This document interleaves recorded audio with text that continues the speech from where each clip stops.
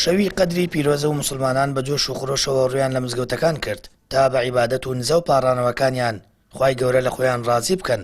مامۆستایەکی ئاینیش دەڵێت شەوانی قەدر بەخششی خوای گەورەی و دەرفەتێکی زێڕینە بۆ گەڕانەوە و دەزەڵگرتن لە تاوان. الحمد لله رب العالمين.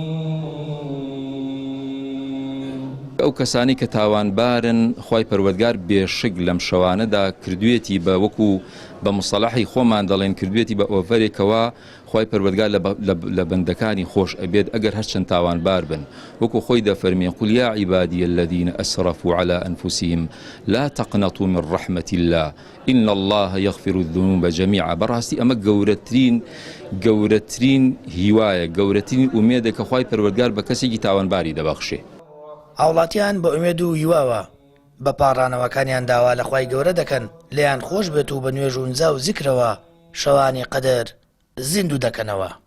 مسلمانان زۆر بە جۆش و خرۆشەوە ئامادەین بە تایبەتی لە هەموو شەوەکانە شەوی بسوحەوت جێی ئومێدە، چونکە سەحابی پێغەمبەری خوا سوێنە خۆن کە شەوی قەدر شەوی بسوحەوت بۆ علاماتەنی کە پێغەمبەری خوا بووی بەیان کردوون کە لە بەیانیەکەیەوە لە علاماتی لە شەوەکەیە. ئەمساڵ زیاد لە ساڵانی تر خەڵکی کردوتە مزگەوتەکانە ئومێدێکی زۆر هەیە بەوەی کەوا خەڵکی چاوی دڵی کردبێتەوە و کە دەزانێت کە تەنها ئیسلامە ئەبێتە مایەی خۆشبەختی بۆ دنیا و بۆ ئاخرەتیان. ئومێد دەکەین کە ئینشاءالله خەڵکەکە بە تەواوەتی گەڕابێتەوە بۆ ئیسلام.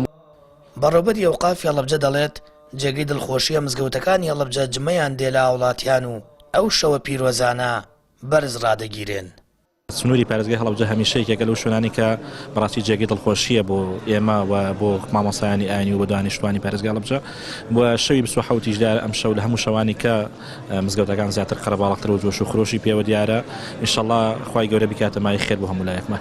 ساڵانە لە مانگی ڕەمەزانی پیرۆزدا وڵاتیان دەشەوی کۆتایی بە پەرستشەکان زیندوو دەکەنەوە.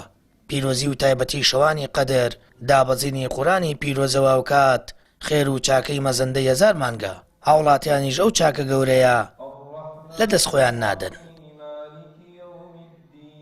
سامان فتاح کەناڵی ئاسمانی پەیام هەڵەبجە.